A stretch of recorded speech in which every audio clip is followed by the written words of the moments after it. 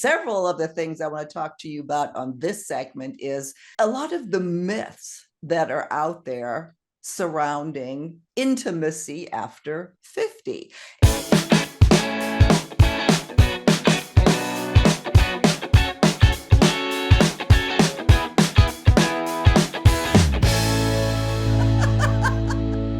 Thank you so much for joining us today on Second Act TV. So happy to welcome back sexual health expert and the founder of EnticeMe, Tiffany Yelverton. Tiffany, thanks so much for being here again. Hey, Silka, I'm so glad to be here. I love our segments that we do. We have lots of fun. We have lots of interesting, well, you have lots of interesting information. And one of the things, or several of the things I want to talk to you about on this segment is a lot of the myths that are out there surrounding intimacy after 50. And certain myths still prevail. They dictate what we do, what men think, what women think, especially what men think women want. So I think there's an important conversation out there that, people don't talk about this, but we're going to. And one of the first ones I want to throw at you, and I can't believe this still exists at this point, is that men think all women want, and we have to watch our wording here, is a large eggplant. Can you talk to me about that? Well, all women are different, but the average size of our anatomy is about 5 inches internally. So any more than that can be painful. And the average eggplant is about five inches. So that is usually good for most women. Some women like longer, some women like shorter, some women like girthier, some women like skinnier. But as we age, our tissue is different and thinner, and all of our parts have kind of shifted down. So it's not as comfortable as you may have liked a bigger eggplant earlier in your life. And now you find that an average is just as good, if not better. I also, have found in talking to thousands of women and myself is more average size is much more versatile. And those men that aren't relying on their size for everything are usually quite a bit more talented in other areas. They have more skill set. That is such a great point. Because of this unhealthy, it's a harmful stereotype that all women want is size. We busted that myth. What is it that women really want, that men need to know what we really want? Here, I know one of the things is just emotional intimacy. Talk to me about that. Women do want intimacy, and that goes along with sex, and sometimes it doesn't. Mm-hmm. That can just be feeling wanted and touch and having eye contact, those things that are more spending time together and physical touch. A lot of times women shy away from touch because they think that it's going to lead to sex, and they're not in the headspace or the mood for that. That, again, such a great point, that we tend to, or if you have a partner, a long-term partner, that only touches you when he wants sex, that becomes a negative, touch becomes a negative thing. Great point. Women want communication. They want excitement. The top thing I hear from women, it probably besides painful sex, which can be from a big eggplant, is that they're bored in the bedroom. We don't wear the same clothes every day. We don't eat the same food, but yet in the bedroom, we kind of do the same things a lot of the time and expect that that's just going to be good enough. Well, again, a good point, that women do want to change it up a little bit and experiment. And I don't think a lot of men know that. Would you say that? I think that all sexes genders get into the rut of, I don't want to disrupt what's good, Or even some comments that came in after our last segment were like, oh, if I change it up, then they're going to think I'm learning from someone else. And that is not true. Like, there's so much information out there. Women take my classes all the time. They're learning new skills. It's okay to learn new skills. It doesn't mean your partner is being unfaithful. We haven't, I think one of the biggest thing is communication. We haven't been taught how to ask for what we want or how to even bring up the conversation. Yeah, you brought up a really, really good point, is that if you all of a sudden do something else, that causes concern. And I had to think back on my marriage, and that absolutely would have caused concern, if that, absolutely. So which is bad, but I can understand that. There's full websites dedicated to different positions. People are exploring more. It's all at the tips of our fingers. We can find it online. And so say, hey, I saw this in a book or on TV or wherever, and let's try it and just have fun with it. And adding toys can change it up too, to keep it exciting and fun. Yeah, exactly. Well, that leads us really to one of the other really big myths that we need to talk about. And that is that older women don't want to have sex. They lose interest in sex. They have low libido. It is a big myth.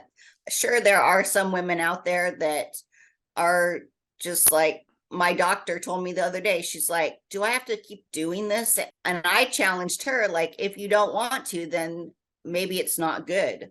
On the other hand, most of my clients and my customers that are at our sexy soirees are in their mid 50s to early 70s. A lot of them have gone through the great divorce, or now don't have kids in the house, and they are living it up.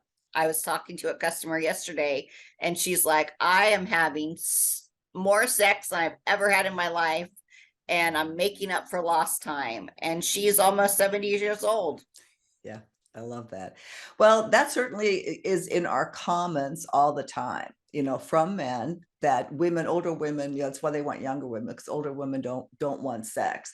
I've never met an older woman that wants sex, that, and grouping, of course, all women together.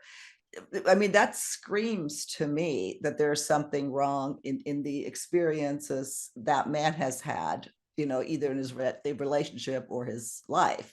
Absolutely. Not all women are the same. And because there is that myth, and there are a lot of women out there that do need to have their hormones checked and hormones balanced so that they can get that libido piece back that way. But it's more than that. Arousal for women starts in the brain. You have to love your body. You have to feel sexy. Those kinds of things really added to whether you feel desired. It starts with really that self-confidence and that loving yourself, and start with self-pleasure. That really can help to bring that back. I just got back from Aruba from my retreat, and there were several ladies in their late 60s or mid 70s, even later 70s. And everyone is asking the lady who was that was 77, what are you doing differently? She's like, I love my body now. I've learned to accept everything, and I know I'm sexy. And it just is a huge mindset shift. And she lost her husband a couple months ago, went through a whole loss, and now is ready to go out and find her next boyfriend, and to have that intimacy and to have that excitement back in her life. But it had to start with her. Again, excellent point. It starts it starts up here. You have to actually want to be intimate with this person. And that's where, a lot of the problems are, that in a bad relationship or boring, we're, especially long-term, if we don't change it up a little bit, that you just don't want to, but if somebody else comes along, or you have the divorce, it's a whole other thing. I mean, you can fix this. This is why we're talking about this, that the myth that older women don't want sex is not true. And to your point again, yes, hormonally, there are issues that may need to be fixed or not. But again, it starts right up there. So I want to follow up on one thing you said with the pleasuring in toys, that there is a myth that men are intimidated by toys. It's coming around, toys aren't what they used to be. They're not giant veiny eggplants. They are luxury items that are beautiful and sculptural.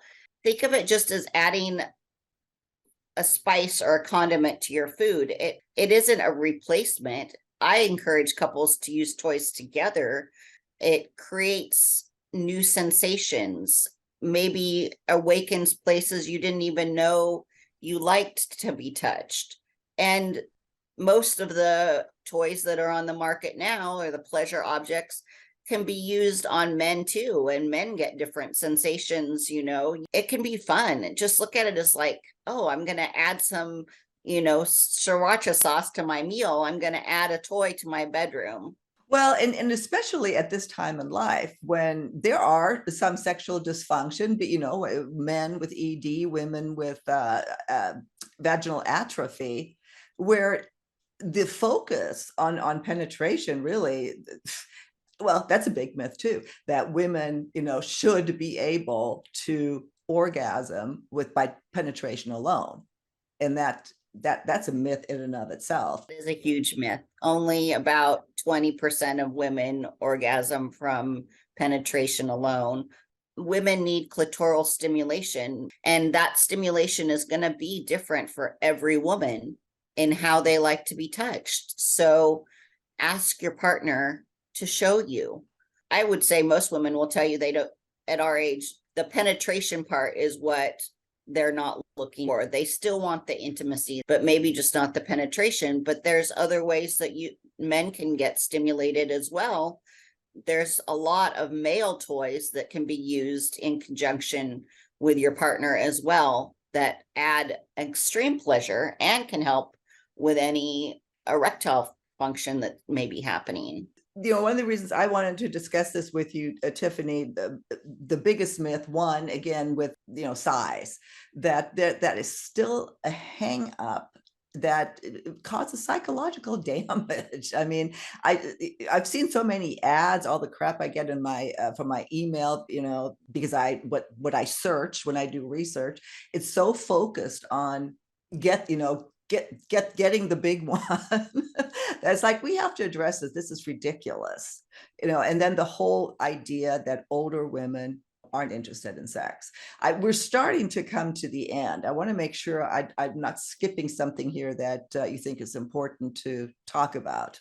For for men, that I know that causes a lot of body image problems if you don't have a large eggplant and that's what you think women want, that you may be more self-conscious, and that's not true. So just know that you're good enough just the way that you are. Use foreplay as a part of your experience.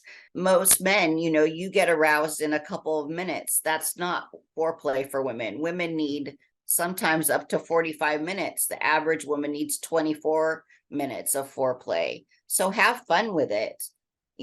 Toys can close that gap quite a bit between the 2 minutes and the 24 minutes, and flirt in between. Have fun between your encounters so that it's ongoing and it's not a start stop.